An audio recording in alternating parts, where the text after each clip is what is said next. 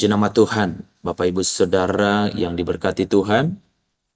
Saya percaya di pagi hari ini kita ada semua karena anugerah Tuhan, kita ada karena cinta Tuhan.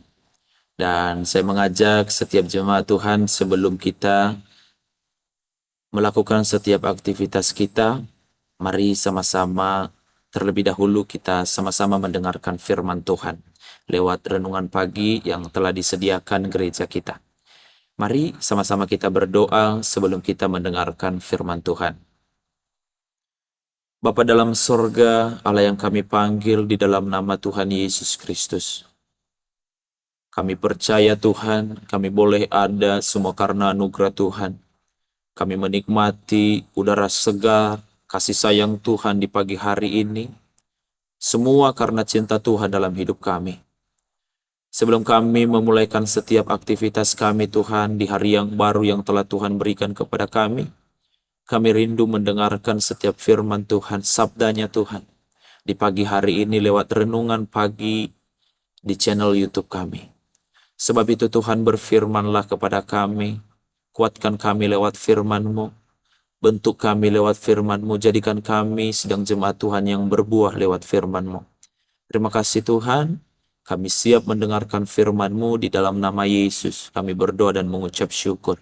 Haleluya. Amin. Puji nama Tuhan, Bapak Ibu Saudara yang terkasih dalam nama Tuhan Yesus Kristus.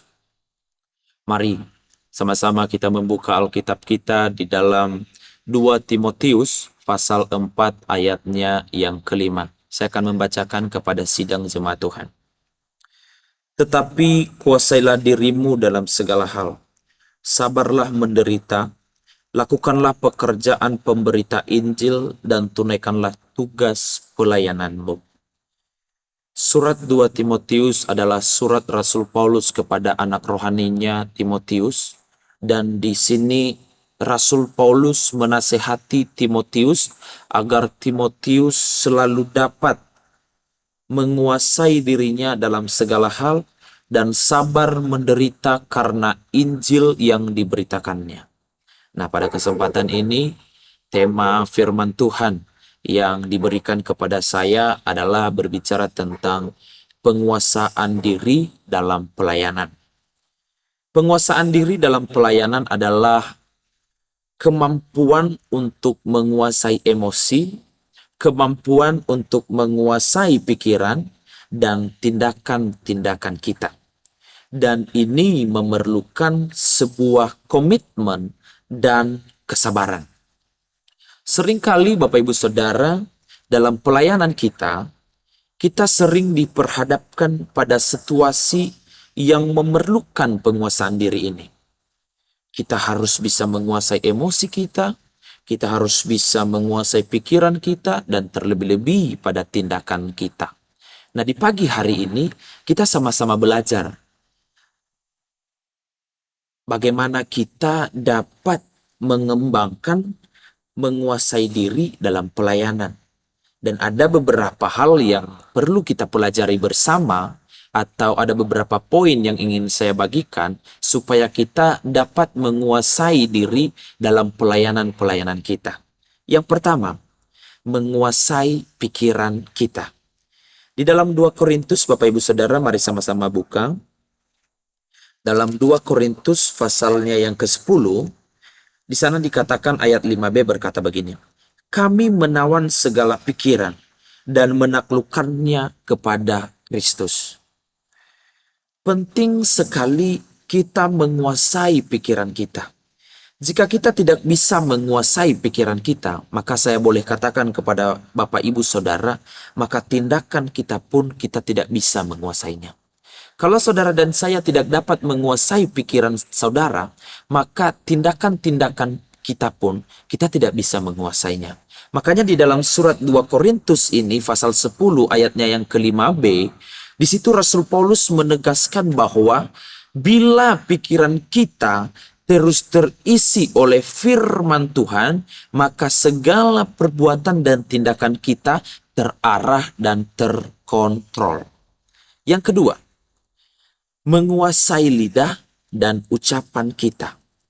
Menguasai lidah dan ucapan kita. Mari sama-sama kita buka di dalam Amsal. Amsal 21 ayatnya yang ke-23 berkata begini. Siapa memelihara mulut dan lidahnya, memelihara diri daripada kesukaran. Ada sebuah pepatah mengatakan begini, mulutmu adalah harimaumu. Perkataan kita bisa menjadi senjata tajam untuk melukai orang lain. Maka dari situ kita harus menggunakan lidah kita, ucapan kita untuk membangun orang lain, Bapak Ibu Saudara. Dalam Yakobus pasalnya yang ketiga, dalam Yakobus pasal 3 ayat 5 berkata begini.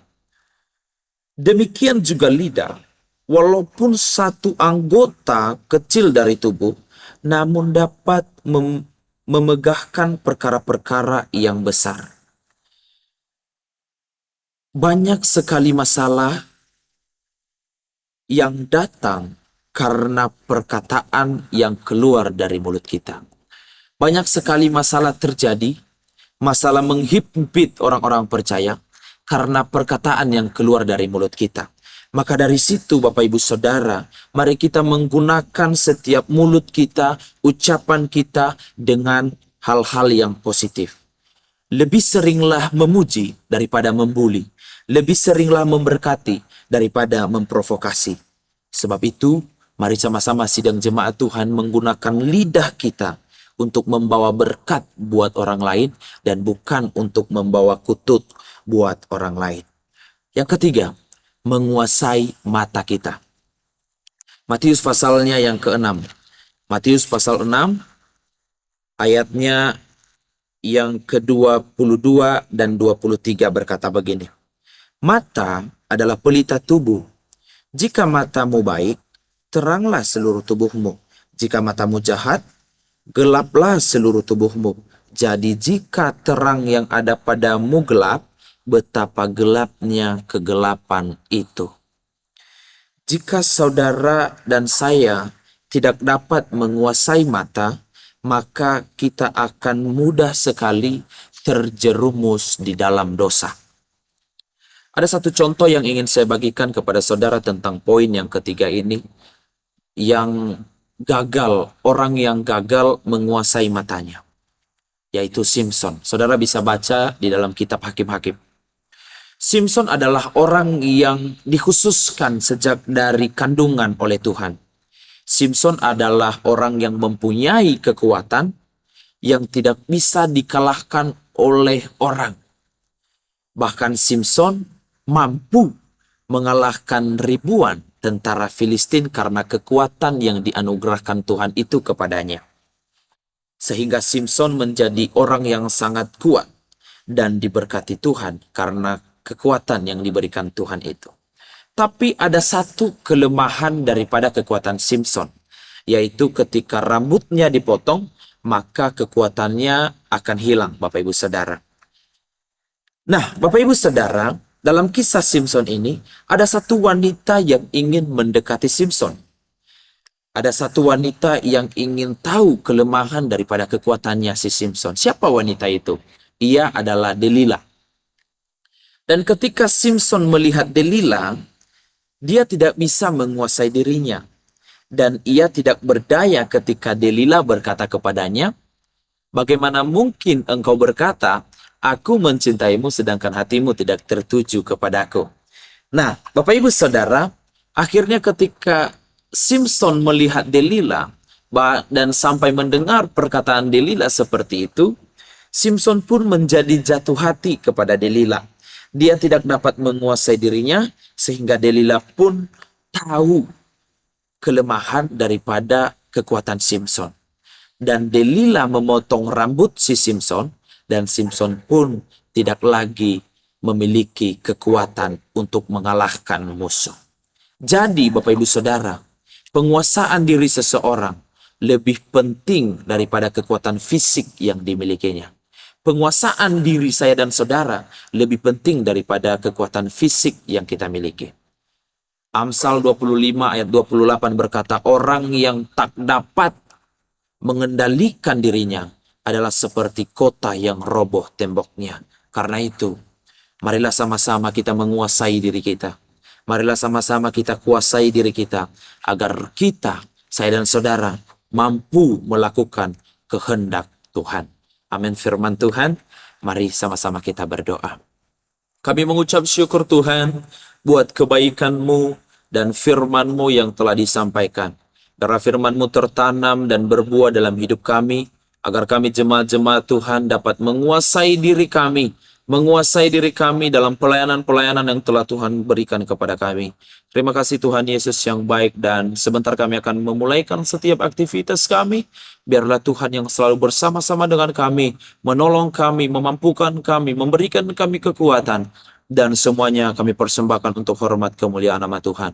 Ini yang menjadi doa kami, dan kami alaskan dalam nama Yesus. Kami berdoa, haleluya, amin. Puji Tuhan, selamat pagi, Tuhan Yesus memberkati.